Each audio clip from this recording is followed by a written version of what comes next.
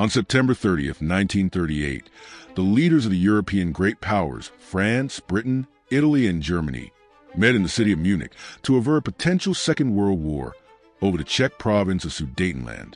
German dictator Adolf Hitler subsequently demanded the territory be annexed by the Third Reich, as he claimed the German majority in the region, as well as other ethnic minorities around Czechoslovakia, were being discriminated against by the Czechoslovak government. In early October 1938, under immense pressure from British Prime Minister Neville Chamberlain and French Prime Minister Edouard Daladier, the Czechoslovak government agreed to cede ethnic minority territory to Germany, Poland, and Hungary, and the prospect of a world war was narrowly avoided for now. However, as a column of German tanks crossed into the newly acquired Sudetenland, they were stopped, frozen in their tracks, by medieval knight Josef Menkik.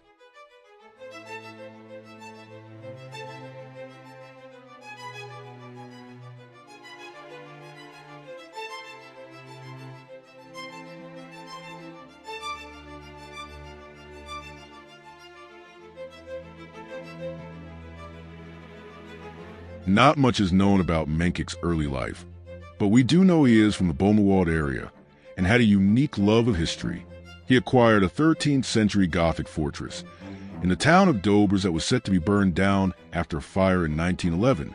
Menkik purchased the castle from the prominent Schwarzenberg family and began to fill it with antiques from the Middle Ages and turned it into a pseudo-museum of late medieval Europe. Josef purchased a full set of medieval armor from France and became known as the last knight to those in Dobers. He often gave tours and shared his love of history with those around him, and became a local medieval celebrity in his community.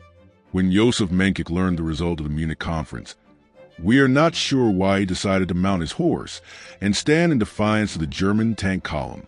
It may have been an issue of honor, as he viewed it as chivalrous to defend his castle and go down with a fight. It could also be his opposition to the Germans, as he was going to fight for his country even if his government didn't want to, or it could be what the Germans thought, that he was just plain crazy, whatever his motivation was. In the early days in October 1938, Josef Menkik suited up in his armor, mounted his horse, and rode out to meet the Germans at the town of Bisina. When a column of German tanks saw Menkik at a crossroad, they were initially confused at the sight and stopped their advance.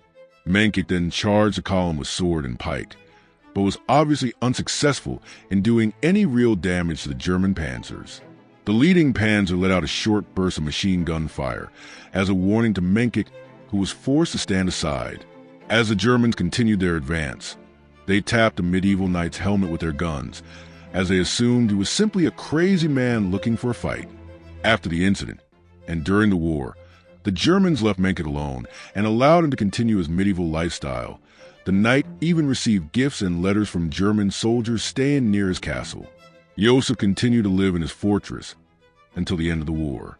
But in 1948, the communist Czech government nationalized his castle and took all of his possessions, as they accused him of being a reactionary and a traitor. Menkik was devastated by this loss and died in a communist prison 2 days later, as some say he was hanged by the communist government. Josef's act of defiance has gone down in history as a brave act of opposition to the Germans, even if he was only able to halt them for a moment. He leaves a legacy with many statues honoring his actions, and his castle is now a tourist attraction for all to enjoy and to remember the actions of Josef Menkik in the early days of October 1938.